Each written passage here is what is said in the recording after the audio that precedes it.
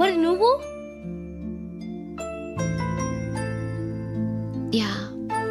అక్క, వంటని పెళ్లి చేసుకోక నేను, నువ్వు, అమ్మ, బావ అందరూ హ్యాపీగా ఉండొచ్చు.